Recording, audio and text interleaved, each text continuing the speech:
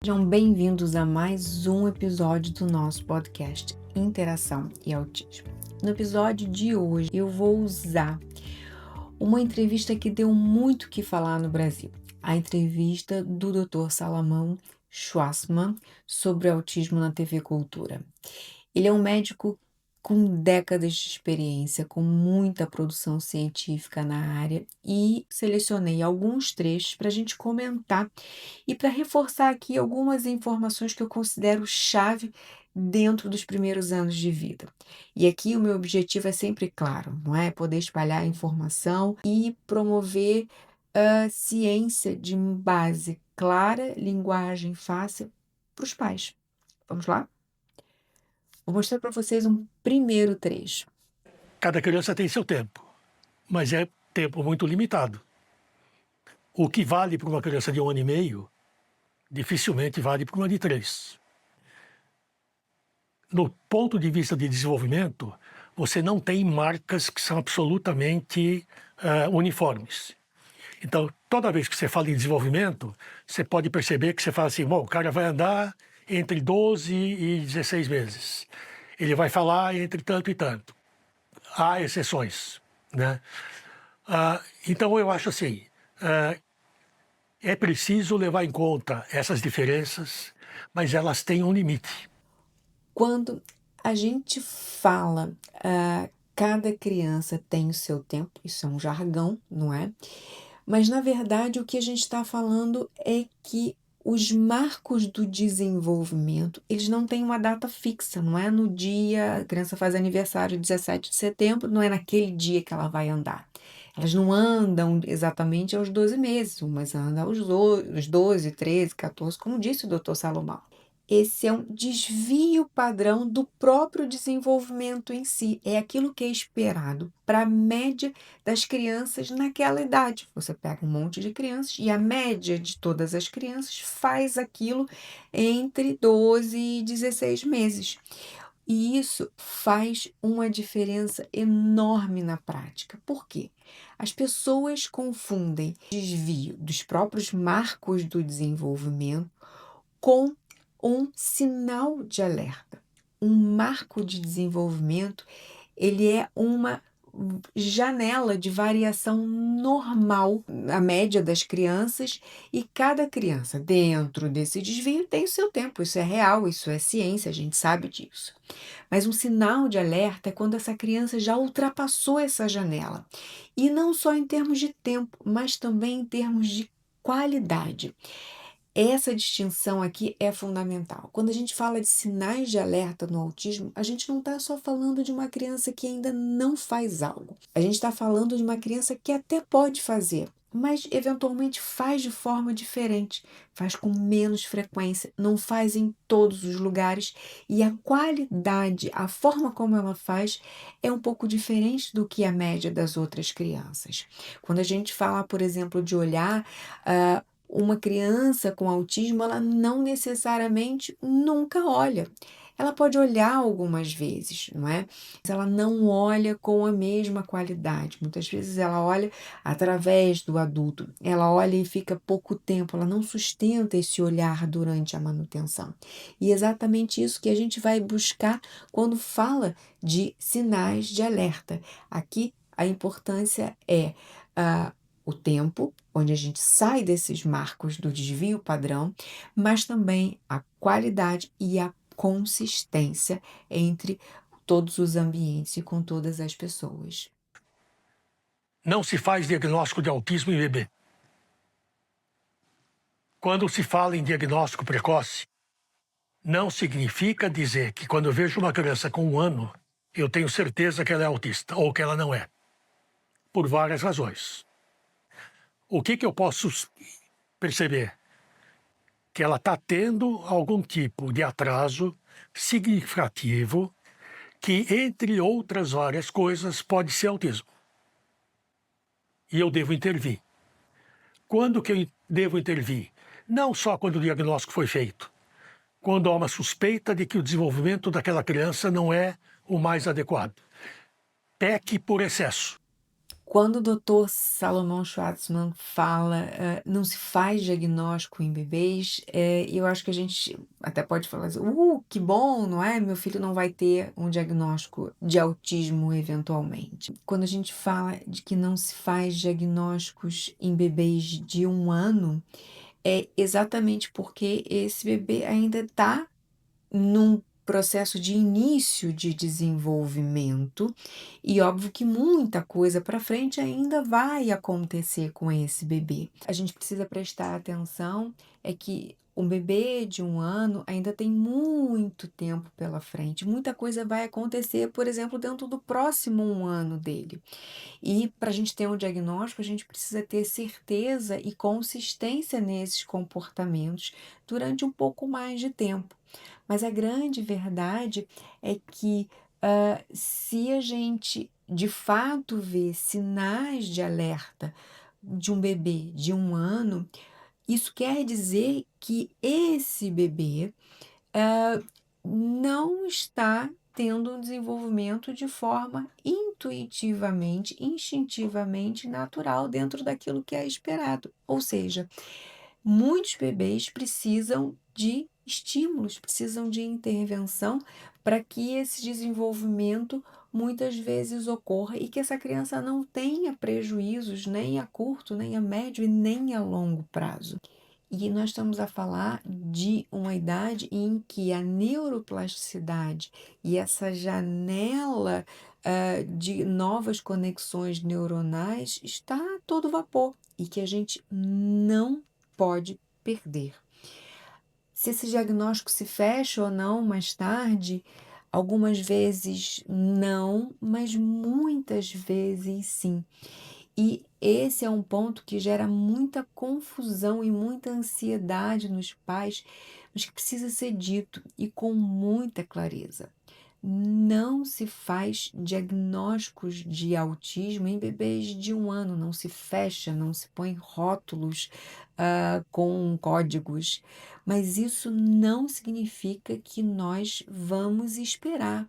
O diagnóstico é um processo que se consolida ao longo do tempo, com o desenvolvimento da criança, com a consistência desses sinais de alerta. Mas quando esses sinais de alerta já aparecem cedo, com 1 ano, às vezes até antes, eles pedem ação.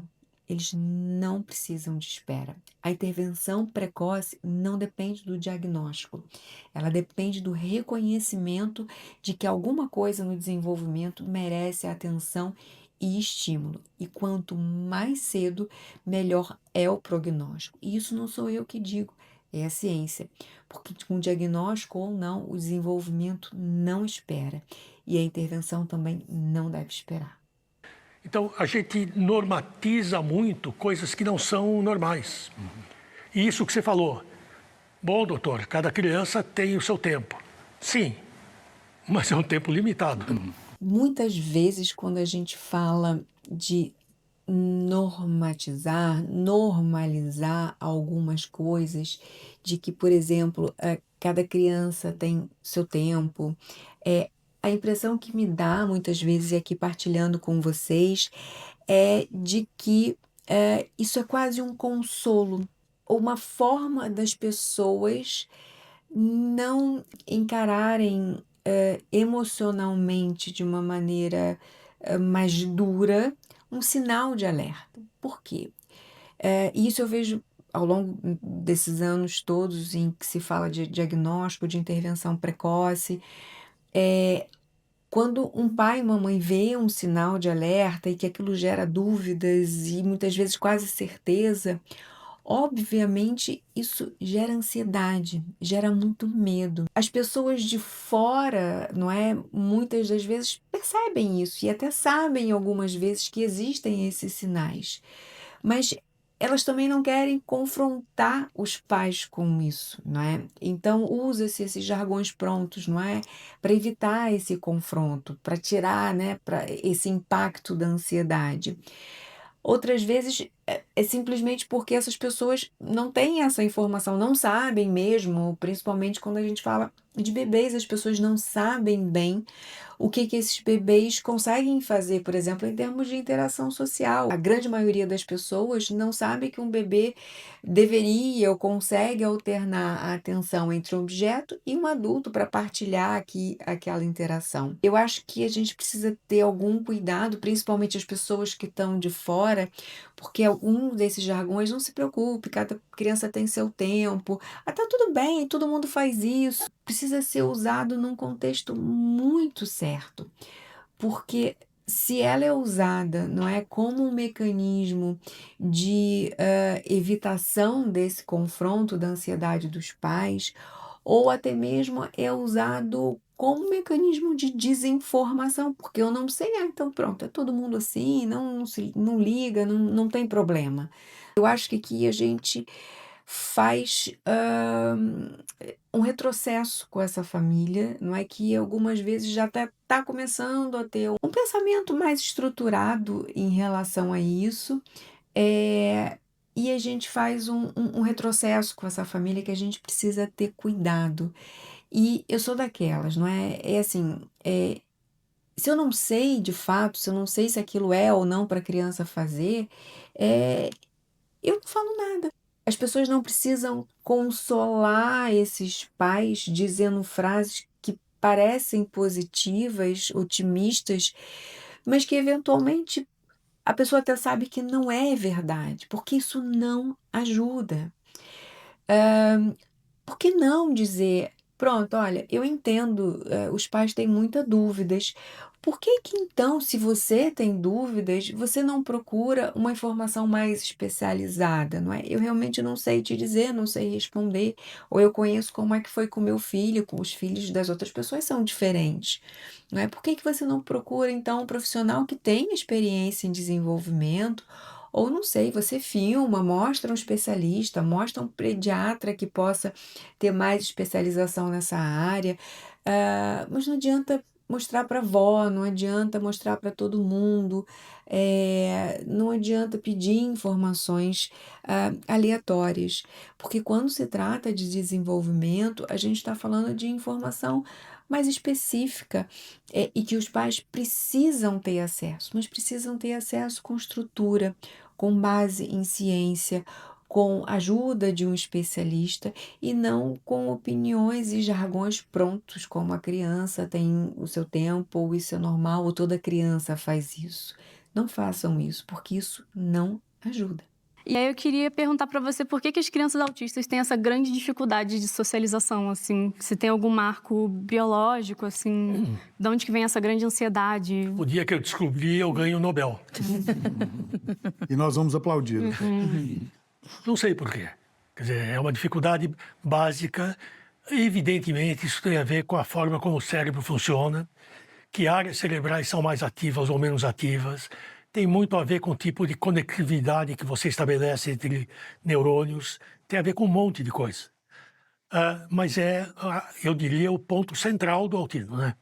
Quer dizer, se você pedir para dizer uma coisa que está presente praticamente em todos, é a dificuldade de socializar. Olha, eu até também queria ganhar o prêmio Nobel, eu ando a estudar há 20 anos para tentar isso. Mentira, falta um bocado ainda. Mas realmente a questão de achar um marcador específico para socialização no autismo, de fato, é um grande achado para a ciência e para a vida de muita gente. Eh, Porque a interação ela é um ponto-chave do autismo, e isso foi dito, e quem trabalha com autismo e intervenção principalmente sabe disso. E também não é à toa que o meu trabalho, o podcast, o perfil do Instagram, para falar de interação social e autismo. E quando se fala em Nobel aqui não é exagero, porque as dificuldades e essas origens da interação social no autismo é uma das grandes questões abertas da neurociência. Mas a ciência já sabe, e isso sabe com muita consistência, que o comprometimento da interação social está presente em todos os casos de autismo, em maior ou menor grau. Não como característica entre outras, mas como uma característica central. tanto o DSM-4 quanto o CID-10, eles falam do autismo ali em 2 eixos principais: a comunicação, a interação social, os padrões repetitivos e restritos de comportamento e, cada vez mais, num terceiro, que são as questões sensoriais. De fato, clinicamente, e eu sou suspeita, porque a minha clínica sempre foi muito voltada para a socialização, nesses 20 anos, o que eu vejo é que a qualidade da interação social é um checkmate quando a gente fala de diagnóstico e intervenção para autismo. Eu diria que o desenvolvimento social é o coração do autismo e é o coração das intervenções para o autismo, especialmente nos primeiros anos de vida. E a gente nunca pode deixar de fora. Nós precisamos olhar sempre com um olhar muito clínico e muito especializado para a interação social no autismo. O médico brasileiro não tem, em geral, uma formação adequada do ponto de vista de desenvolvimento, não só do desenvolvimento neurológico.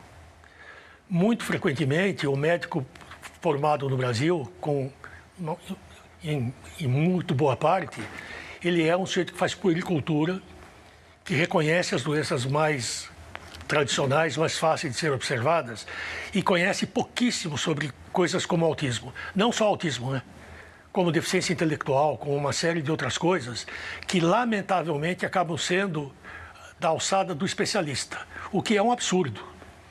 Na minha opinião, quem deveria ser o primeiro degrau para o diagnóstico de uma condição que tem que ser identificada na criança é o pediatra.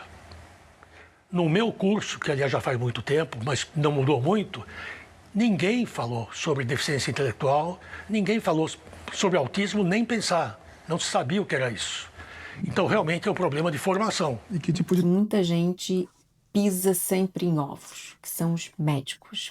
Mas olha só, não fui eu que disse, não é? Foi um médico, porque, na verdade, eu nem acho que sejam todos os pediatras que não saibam identificar os sinais de autismo, mas eu acho que são muito poucos ainda. E isso, para mim, é muito grave, porque nós estamos a falar de sinais de alerta nos primeiros anos de vida. E quem é que vê essa criança nos primeiros anos de vida? A família, os pais, não é? E os pediatras. Ora, sejam os pediatras brasileiros, ou eu também vejo muitos em Portugal que não sabem identificar sinais de alerta para o autismo, e também já recebi brasileiros de outros países na Europa com essa mesma lacuna. Ou seja, sejam eles de que nacionalidade forem, se não são os pediatras que precisam de formação e de preocupação para verem isso, que existe uma lacuna que acaba para os pais preencherem. E eles ficam na ansiedade quando eles percebem algo, mas o pediatra não vê. Muitas vezes perguntam e os pediatras dizem que não, que é para esperar. E em se tratando dos nossos filhos, os pais que são empenhados vão buscar informação de qualidade, porque eles começam a perceber que o próprio pediatra não vai fazer, não vai preencher essa lacuna, ou não vai conseguir ver numa consulta aquilo que eles veem todos os dias. E foi exatamente porque esse podcast passou a existir. Foi essa a motivação, tanto do podcast quanto dos programas online que eu venho desenvolvendo. Porque essa informação precisa chegar aos pais, porque se não for aos pediatras, precisa chegar aos pais. E a verdade seja dita, eu confio nos pais, eu confio na intuição deles, porque quando eles chegam na avaliação, eu sei que eles já perceberam alguma coisa. Muitas vezes o que precisam é de um suporte técnico, de um suporte emocional, para eles saberem o que vão fazer com isso e como reagir, como lidar com isso. E essa lacuna da informação dos pediatras, de fato, existe. E isso foi tema de um estudo, por exemplo, em 2014, não é? Ainda que tenha aqui alguns anos, mas mesmo em 2014, o tempo médio entre as primeiras preocupações dos pais e um diagnóstico formal ainda superava 3 anos em muitos países. E sabe qual é a minha grande aposta? Com alguma certeza, um pai, uma mãe bem informados é o melhor parceiro que um pediatra pode ter. E mais do que isso, é o melhor guia que um filho pode ter para o seu desenvolvimento. Eu escolhi esses trechos da entrevista a dedo. E sei que há outros que eu podia comentar, mas estes em especial tocam exatamente as questões que me movem há 20 anos. A diferença entre marcos e sinais de alerta, a importância da intervenção precoce independente do diagnóstico, o perigo de normalizar o que não deve ser normalizado, o papel central da socialização para o autismo e a lacuna ou as lacunas que existem dentro da pediatria para identificar sinais de alerta. E é por isso que disseminar conhecimento é o nosso papel, profissionais que entendem porque informação de qualidade precisa chegar a quem necessita dela. E hoje eu quero que chegue aos pais. Se esse episódio foi útil para você, compartilha. A informação que aqui tem precisa circular mais do que qualquer informação rasa e sem base científica. Esse é o nosso papel. Juntos. Até o próximo episódio.